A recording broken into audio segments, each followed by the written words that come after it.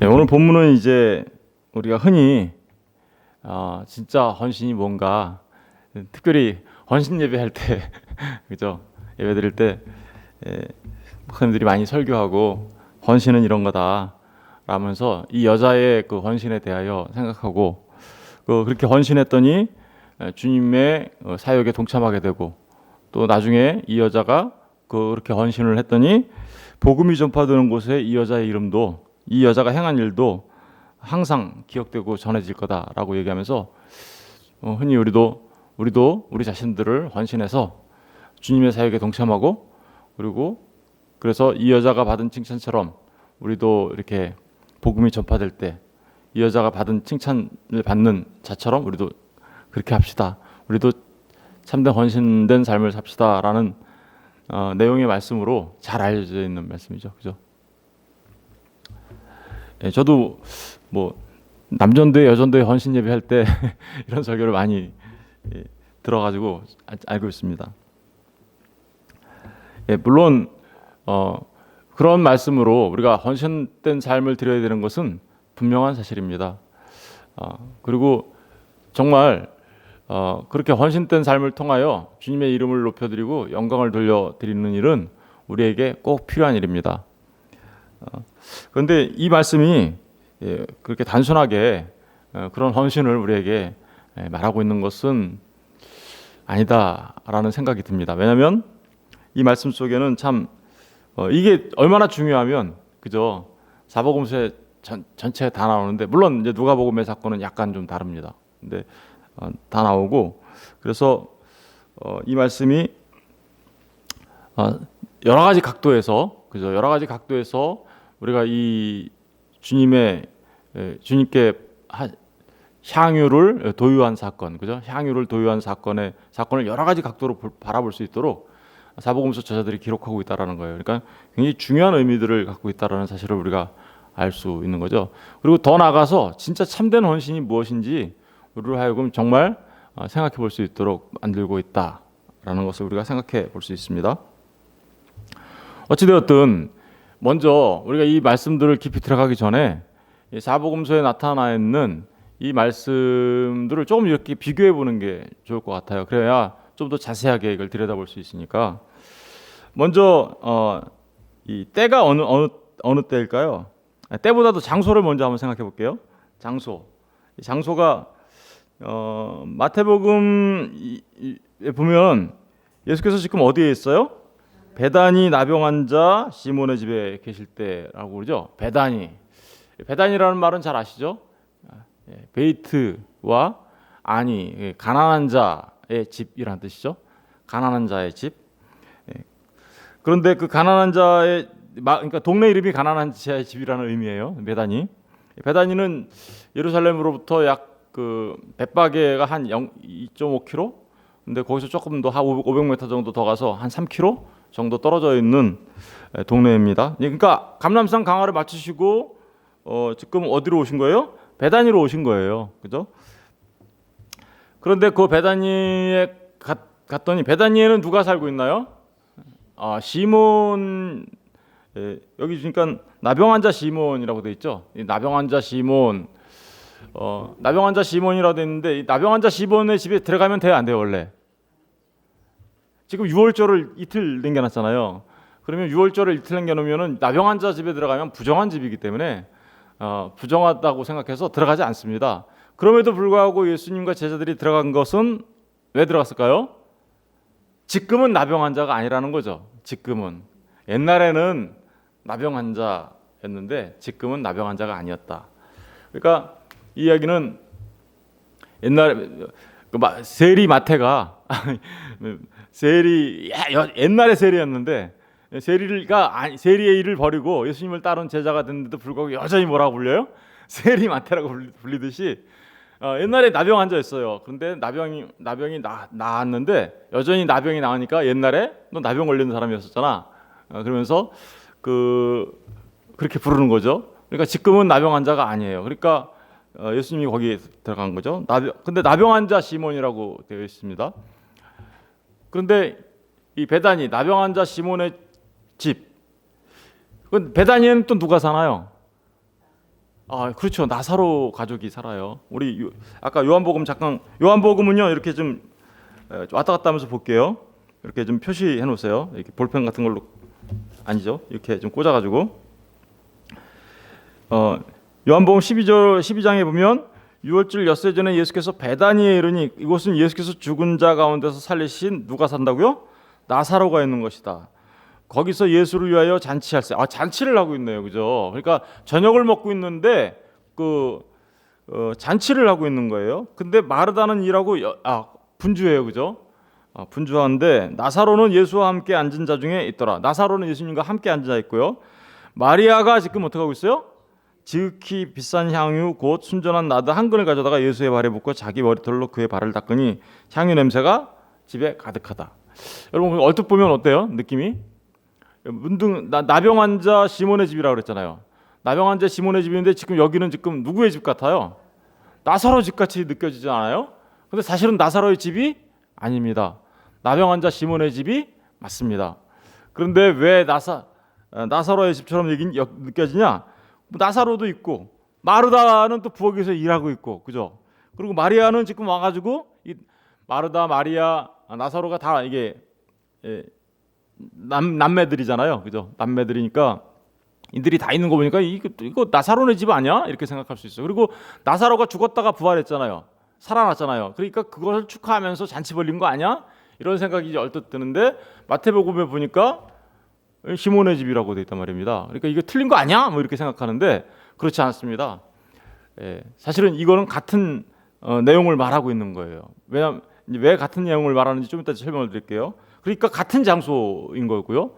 그러다 보니까 사람들이 그러면 나병 환자 시몬이 이거 도대체 누군가? 그래서 어떤 사람들은 막 이게 마르다의 남편 아니야 혹시? 뭐 이렇게 이제 추측하기도 합니다. 근데 사실은 그건 중요한 문제는 아니에요, 그죠? 추측은 우리가 하면 안 되고, 다만 여기에 지금 베다니 마을 안에 나병 환자 집이 있는데 거기에서 지금 예수님이 와서 저녁 식사를 하고 있는데 거기에 지금 누가 일하고 있어요? 나사로는 말씀을 듣고 있고 예수님과 함께 있고 마르다는 부엌에서 지금 열심히 일하고 있고 여전히 마르다는 맨날 열심히 일을 해요. 그리고 마리아는 또 어떻게 하고 있어요? 향유를 도유하고 있어요. 같은 사건인데 이 사실을 우리가 기억해야 합니다. 마가복음에는 마태복음과 같이 표현하고 있고요. 요한복음의 말씀과 같은 이렇게 300데나리온의 그 나드향이라는 말을 똑같이 하고 있어요. 근데 거기에는 마가 복음에는 그냥 여자라고 표현되어 있는데 여기서는 누구라고 돼 있어요? 정확하게 마리아라고 돼 있죠. 마리아. 그러니까 마태, 마가, 요한은 같은 장소, 같은 때라는 것을 우리가 금방 알 수 있어요. 근데 같은 때라고 말하기도 참 어려운 문제가 하나 있긴 있어요. 왜 그럴까요?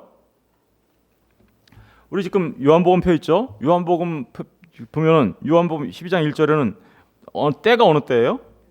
6월절 며칠 전? 엿새 전. 우리 마태복음으로 돌아가 볼게요. 마태복음으로 돌아가면 마태복음에는 때가 정확하게 기록되어 있지 않죠? 그렇죠? 그런데 그 앞에 26장 2절에 보니까 뭐라고 되어 있어요? 너희가 아는 바와 같이 이틀이 지나면 언제요? 6월절. 여기는 이틀만 지나면 6월절인데 그리고 이 사건이 나온 거잖아요. 그리고 요한복음에서는 6월절 엿새 전 이렇게 나오잖아요. 그러면 이거 때가 틀리네. 그죠? 예. 그러면 이거 또 같은 사건 아닌 거 아니야? 뭐 이렇게 하면서 두 번이나 연속해서 있었던 거 아니야? 뭐 이렇게 얘기하는 사람들도 없지는 않아요. 그런데 같은 때 맞습니다. 같은 때 맞는데 어떤 게 맞을까요? 마태복음이 맞을까요? 요한복음이 맞을까요? 마가복음도 똑같이 이틀 전이라고 돼 있어요. 마가복음도. 근데 요한복음은 엿새 전이라고 돼 있죠. 6월절. 그럼 어떤 게 맞을까요? 6월절 엿새 전이 정확한 겁니다.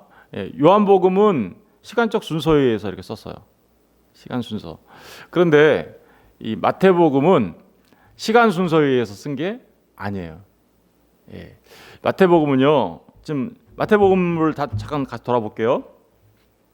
마태복음을 보면 지금 이틀이 6월절 이틀이 지나면 유월절이다. 그런데 지금 그때 예수님이 뭐라고 얘기했어요? 인자가 십자가에 못 박히기 위해 8일이라라고 얘기할 때 그때 대제사장과 백성들과 장로들은 뭐 하고 있었어요? 예수님을 어떻게 하면 잡아서 죽일까 흉계를 꾸미고 있었죠. 흉계를 꾸미고 있었어요. 그리고 그 흉계를 꾸미는 일에 누가 참여했냐면요. 유다가 참여한 겁니다. 유다가 이미 참여한 거예요. 그래서 유다가 14절부터 보면 그때 12 중에 하나인 가룟 유다라 하는 자가 대제사장들에 가서 말하되 여기 얘기하고 있죠. 그러니까 가룟 유다가 이미 배반한 사건이 이제 나오는 거예요. 그러니까 대제사장과 이 사람들이 지금 예수님을 잡아서 죽일 흉계를 꾸미고 있을 그때 가룟 유다가 대제사장과 가서 얘기했다. 근데 언제 그러면 가룟 유다가 갔냐라는 얘기를 하고 싶은 거예요. 지금 무슨 얘기인지 아시겠어요? 흉계를 꾸미고 있는데 그 흉계를 꾸미는 일에 벌써 이미 유다가 가서 얘기를 했어요. 그러니까 이들이 꾸밀 생각을 한 거예요. 이제 꾸미려고 하고 있는 건데 유다가 가서 얘기하는데 유다가 간 때가 언제냐? 여인의 향유 도유 사건 이후에 갔었다. 그러니까 어떻게 된 거예요? 이거 이틀 전에 지금 꾸미고 있다는 얘기를 하고 있지만 향유 도유 사건은 그 전에 있었다는 거예요. 그리고 그때 이미 유다가 향유 도유 사건 끝나고 나서 예수님을 팔려고 대제사장들을 만났고 대제사장들은 유월절 이틀 전에 그래서 공모를 하기 시작한 거죠. 야, 기회가 왔어. 뭐 이러면. 근데 밀란이 일어날까 봐 어쩌고 저쩌고 하면서 그때는 하지 말까? 뭐 이러면서 있었던 거란 말입니다. 이해가 되셨나요? 그러니까 마태는 유월절 엿새 전에 일어난 이 사건을 다시 끌어다가 왜 이들이 예수님을 흉계를 꾸면서 죽이려고 했는지 그 예수님을 잡아서 죽이려고 하는 그것이 물론 그 전에도 예수님을 잡아서 죽이려고 계속해서 생각하고 있었죠. 그래서 가야바 대제사장이 우리나라를 민족을 위해서 한 사람이 죽는 게 편하겠다 이런 얘기 막 했잖아요. 요한복음에 가서 보면 그러니까 그런 계획을 짜고 있었지만 그 계획을 짤 때 정말 완전히 불을 지핀 사람이 누구예요? 가룟 유다였는데 그 가룟 유다가 예수님을 배반하고 떠나는 사건이 어디서부터 본격적으로 발단이 됐냐면 라는 말을 하고 싶은 거예요. 무슨 얘기인지 아시겠죠? 언제부터 가룟 유다가 마음속에 이렇게 했냐면 그리고 이제 그때 향유도 사건 때 이미 시작됐고요. 그리고 예수님의 성찬 때 마귀 사탄이 들어가서 배신했다 이런 얘기가 이제 그런 얘기를 하고 싶어서 지금 이건 유월절 엿새 전에 일어난 건데 마치 그 유월절 이틀 전에 일어난 그 사건 속에 회상하면서 그죠? 그러니까 회상한 거예요. 회상하면서 그 사건을 여기 마태와 마가는 넣고 있는 거죠. 요한은요? 요한은 그 순서에 의해서 말하고 있는 거고. 그러니까 같은 거라는 것을 우리가 알 수 있어요. 문제가 없습니다. 이걸 가지고 자유주의 신학자들이나 이런 사람, 역사 비평 이런 사람들 하는 사람들이 성경 틀렸잖아 이러면서 막 얘기하는 사람들 많아요. 그런데 절대로 성경은 틀릴 리가 없습니다. 성경이 우리가 이해하지 못해서 틀리는 것처럼 보이면 우리가 이해 못하고 우리가 지혜가 없는 거지 하나님의 말씀은요 정확무어한 말씀이에요. 우리가 그렇게 믿으시죠? 예. 우리가 항상 그렇게 우리가 우리의 무지에 소치지 사실은 그렇지 않다라는 사실을 우리가 꼭 기억해야 합니다. 자 이제 보면 그러니까 장소는 나병 환자 집이었고요. 나병 환자 시몬이 회복된 그 때는 유월절 언제요? 엿새 전이 맞는 거예요. 그런데 지금 이틀 전에 나타난 것처럼 마가는 기록하고 있을 뿐인 거죠. 그러니까 문제가 없어요. 여자는 누군가요? 주인공은 누군가요? 이 여자는 마리아죠. 우리가 금방 이제 알 수 있죠. 나사로의 누이, 그죠? 마리아라는 걸 알 수 있어요. 마태, 마가에는 이름이 안 나와요. 이름이 안 나오는데 요한복음에는 정확하게 나오죠. 마리아라고. 기름을 어디다 부었나요? 마태, 마가는 머리에 부었다라고 얘기해요. 근데 요한복음은요 어디다 부었냐면요 발에다 부었다라고 얘기해요. 그러니까 이것도 틀린 거 아니야? 이렇게 하면서 얘기해요. 여기는 머리에 부었는데 저쪽은 발에다 부었대잖아. 그러면서 항상 의심의 눈으로 보는 사람들은 그런 식으로 성경을 바라다 보죠. 그러나 그렇지 않습니다. 마태, 마가는 머리에 기름 부은 부분을 강조하고 있을 뿐이고 요한은 발에 기름 부은 부분을 강조하고 있을 뿐이에요. 전체 주님의 전체에 기름을 부은 사건이라는 것을 우리가 알 수 있어요. 자, 그러면 그런데도 우리가 이게 조금씩 다른데도 계속 왜 그러면 같다라고 하는가? 그것은 예수님이 저 여인이 기름 부은 것은 기름 부은 이유는 나의 장사를 어떻게 해요? 준비하기 위해서 있는 거야 라는 말이 마태, 마가, 요한복음 셋이 공이 똑같이 나와요. 그러면 뭐 한 거예요? 마태, 마가, 요한은 똑같이 주님의 장사를 준비한 사건이었다라고. 그러면 이게 같은 사건이라는 거잖아요, 그죠? 뿐만 아니라 미녀가 날까라는 표현이 나오잖아요. 아까 우리 그 밀란이 날까봐 명절날에는 하지 말자라는 이런 표현이 마태, 마가, 요한에 똑같이 나타나요. 그러니까 뭐예요? 같은 사건을 말하고 있는 거다라는 걸 알 수 있고요. 그리고 마태와 마가는 정확하게 일치하는 내용을 말하고 있는데 마가복음에 가서 보면 순전한 나드라는 표현을 쓰고 있어요. 그죠? 근데 그 순전한 나드라는 표현이 어디에 나와요? 요한복음에도 똑같이 나와요. 그러니까 마가와 요한이 같은 거라면 당연히 마태와 마가가 같은 거고, 그러니까 마태와 요한은 같은 내용을 말하고 있는 거야. 그러니까 우리가 이게 지금 어떻게 할 수 있어요? 이 사건은 마태, 마가, 요한에 나오는 사건은 같은 거다라는 거. 그런데 누가복음 사건만 좀 다르죠? 그래서 여기 지금 보시면 여러분 성경에 보면 그 제목이 붙어 있죠. 예수의 머리에 향유를 붓다 이렇게 붙어 있죠. 그리고 나서 병행 구절로서 마가복음과 요한복음 나오죠. 누가복음 있어요, 없어요? 없죠. 예, 그렇죠. 누가복음이 없어요. 근데 그러니까 누가복음은 같은 사건 아니야라는 의미가 여기 있겠죠, 그죠? 개역개정 성경을 번역하신 분들도 이 사건은 누가복음과는 같은 사건 아니야. 그리고 NIV도 똑같이 돼 있어요. 영어 성경 다른 데 보면 이런 부분들도 또 거의 똑같이 돼 있기 때문에 이 사건은 학자들이 같은 사건 아니구나라고 생각합니다.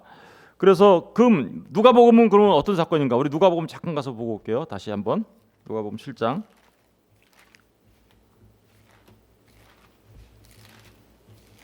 누가복음 7장.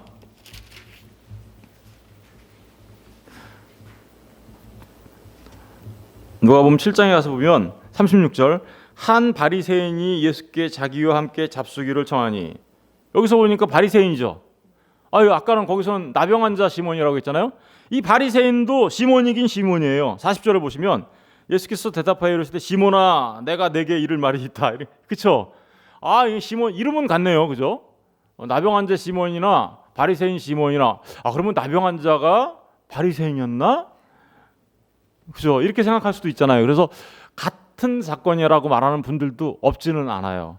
그런데 내용이 전혀 달라요. 그죠? 내용이 보실래요? 37절에 보면 그 동네에 죄를 지은 한 여자가 있어 예수께서 바리새인의 집에 앉아 계심을 알고 향유 담은 옥합을 가지고 와서 예수의 뒤로 그 발 곁에 서서 울며 눈물로 그 발을 적시고 자기 머리털로 닦고 그 발에 입 맞추고 향유를 부으니 예수를 청한 바리새인이 그것을 보고 마음에 이르되 이 사람이 만일 선지자라면 자기를 만지는 이 여자가 누구며 어떠한 자 곧 죄인인 줄 알았으리라. 그러니까 이 여자는 엄청나게 큰 죄를 지은 여자죠. 그래서 우리 이 사람 뭐라 그래요? 흔히 막달라 마리아라고 막 그러죠. 가늠한 여인이라고도 하기도 하고 그런 표현들을 우리가 사실은 막달라 마리아는 8장에 나와요. 8장 2절에 보세요. 누가복음. 또한 악기를 쫓아내신과 병고침을 받은 어떤 여자들 곧 7 귀신이 나간 자 막달라인이라는 마리아. 막달라 마리아는 그러니까 7 귀신 들린 여자였죠. 이 여자라고 이렇게 단정지어서 얘기하기도 좀 어려운 부분도 없잖아 있어요. 그러니까 우리가 얼뜻 생각하면 누가복음도 이거 기름 부은 사건이니까 마태, 마가, 요한에 나오는 그것과 같은 건가라고 생각할 수 있을지 모르지만 사실은 이 내용은 전혀 다른 내용을 지금 얘기하고 있어요. 예수님의 그 장례를 준비한다는 얘기도 없고요. 여기에서는 누가 더 큰 은혜를 받은 사람은 누가 더 나를 사랑하겠느냐. 그래서 나중에 그 여인이 정말 그 많은 죄가 사해졌다. 그 죄사함을 받는 사건에 대해서 이야기하고 있거든요. 그러니까 마태, 마가, 요한을 통해서 장사를 준비하는 사건과는 전혀 성격이 다른 내용이기 때문에 이 내용은 많은 학자들이 그죠? 이건 다른 사건이다라고 얘기하고 있어요. 그러니까 예수님은 공생의 기간 동안에 몇 번의 기름 부음을 받으셨어요? 사람한테 2번 이렇게 얘기하는 거죠. 자, 이제 우리가 이 말씀들의 그것을 다 이제 살펴봐야 될 중요한 부분들을 대충은 다 살펴봤습니다. 그러면 이제 우리가 이 말씀들을 다 살펴봤기 때문에 마태, 마가, 요한은 같은 사건이고 누가만 좀 다르구나라는 사건을 우리가 알 수 있어요. 그러면 우리가 이제 이 말씀의 진리를 알려면 마태, 마가, 요한에 나타난 그죠? 그것을 가지고 이제 살펴보면 되겠죠? 예. 이게 참 망설여지네요. 더 해야 되는지 진도를 더 나가야 되는지. 예. 어쨌든 이제 우리 한번 다시 돌아가 볼게요. 예수께서 베다니 나병 환자 시몬의 집에 계실 때에 한 여자가 이 여자는 그러니까 누군지 알았어요. 우리가 누구예요? 마리아죠. 매우 귀한 향유옥합, 순전한 나드향이죠, 그죠? 나드향은 순전한 나드, 요한복음에 보면 나드인데 이 나드는요 인도에서 나오는 아주 고산지대에서 나오는 뿌리에서 나오는 향이 아주 진한 그런 그러니까 이거 뭐예요? 어디서 온 거예요? 이스라엘 내에서는 생산이 안 되는 거예요. 수입품이에요. 당시의 수입품이니까 이게 얼마나 귀한 값어치가 있는지 알겠죠, 그죠? 예. 더더구나 300데나리온이라고 하잖아요. 아까 300데나리온이면 1데나리온이 하루치 품삯이거든요. 그럼 300데나리온이면 거의 1년치 품삯이잖아요. 1년치 품삯이면 요즘 말로 하면 1년 연봉에 해당되는 거죠. 그러니까 엄청나게 비싼 우리 1년 동안 내내 봉급 받아가지고 살 만한 그런 거기 때문에 엄청나게 귀한 거라는 걸 우리가 알 수 있어요. 근데 어떻게 마리아가 이걸 갖고 있었을까?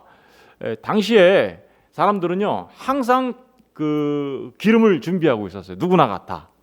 왜 준비하냐면요, 죽을 때 향유로 쓰려고. 죽을 때.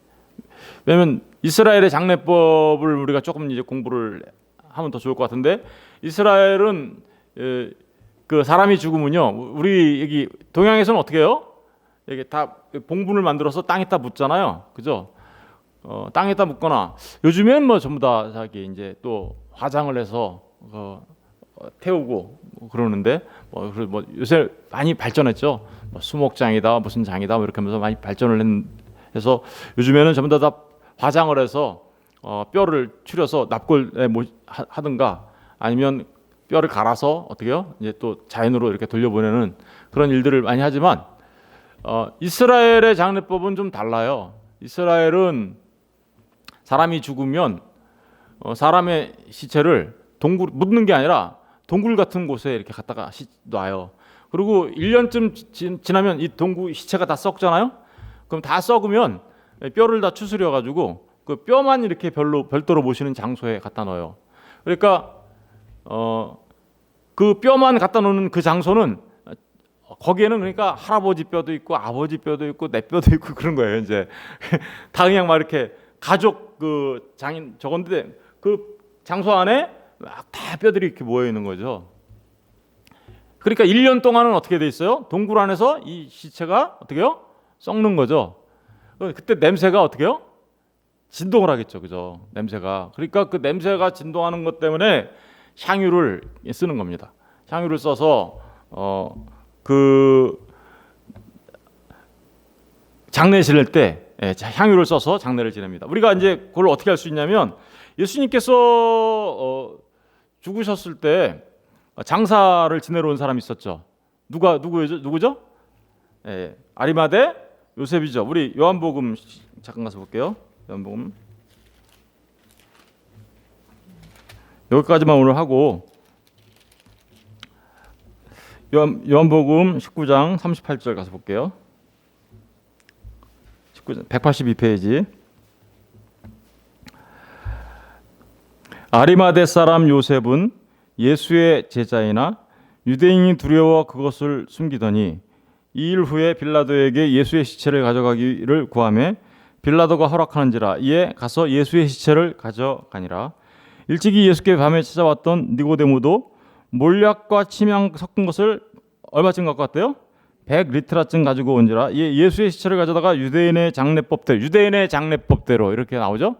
예, 그 향품과 함께 어떻게요? 세마포를 쌌더라. 그러니까 사람이 죽으면 그 시체를 그냥 갖다 동굴에다 놓기 때문에 썩으면 냄새가 너무 많이 나니까 꼭 세마포로 싸서 향품을 막 바릅니다. 이게 유대인의 전통적인 장례법이에요. 그러니까 지금 그런 것들을 위해서 항상 사람들이 어떻게 해요? 기름을 준비하는 게 유대인의 전통이에요. 그러니까 기름을 항상 갖고 있어요. 마리아도 그랬던 거죠. 여러분 이제 다시 마태복음 26장으로 돌아가면 그 마리아가 그렇게 귀한 옥합을 이제 어떻게 해요? 옥합이라는 말이 나오죠. 이 옥합은요, 이렇게 우리가 무슨 뚜껑을 열었다 닫았다 이렇게 하듯이 할 수 있는 게 아니에요. 이게 나드향이라는 건요, 휘발성이 엄청 강합니다. 휘발성이 강하기 때문에 조금만 열리면 금방 다 날아가 버리는데, 그러니까 이거 뚜껑을 이렇게 열었다 닫았다 할 수 있는 그런 게 아니고, 이 나드향을 하기 위해서는 반드시 이 옥합을 어떻게 해요? 머리를 깨야 돼요. 그리고 다시는 그걸 어떻게 해요? 재생해서 쓸 수가 없어요. 한번 깨면. 그러니까 이 귀한 향유 옥합을 가져와서, 그래서 그 옥합을 깨고 거기에 있는 기름을 어떻게 해요? 예수님의 머리에 발랐다라고 나오는 거죠. 요한복음에서는 예수님의 발에도 어떻게 해요? 발랐다 이렇게 얘기하는 거고요. 그러면 이제 우리가 왜 마리아는 지금 이렇게 하고 있는가? 우리가 이미 본문을 통해서 알고 있죠. 장례를 준비하는 거다. 그럼 도대체 장례를 준비하기 위하여 왜 이 사건이 지금 6월절 엿새 전에 이 일이 일어나야만 했는가? 이런 부분들을 이제 우리가 생각해봐야 되겠죠. 단순하게 이게 이제 아까도 말씀드렸듯이 마리아의 어떤 헌신을 말하는 거 분명히 그런 부분이 있지만, 그 부분보다 더 중요한 내용이 뭐예요? 장례를 준비하기 위해서 한 거다라는 말이잖아요. 사실은 예수님이 이 부분을 지금 얘기해주고 있잖아요. 그러니까 장례를 준비한다는 그 말이 무슨 말인지가 아주 중요한 말입니다. 그래서 왜 장례를 준비하는 일이 왜 그렇게도 중요한지 우리가 내일 이제 계속해서 살펴볼게요. 그래서 한번 여러분들도 한번 생각해 보십시오. 장례를 준비하는 게 왜 이렇게 중요한 거였지? 예. 저도 이 부분에 대하여 내일 이제 살펴보면서 왜 이게 엄청나게 중요한 일이거든요. 그래서 왜 그렇게 중요한지 한번 살펴보도록 하겠습니다. 오늘은 전체적인 내용을 서론적인 부분을 이렇게 얘기한 거니까 전체 내용을 잘 숙지하셨으면 좋겠습니다. 예, 기도하겠습니다.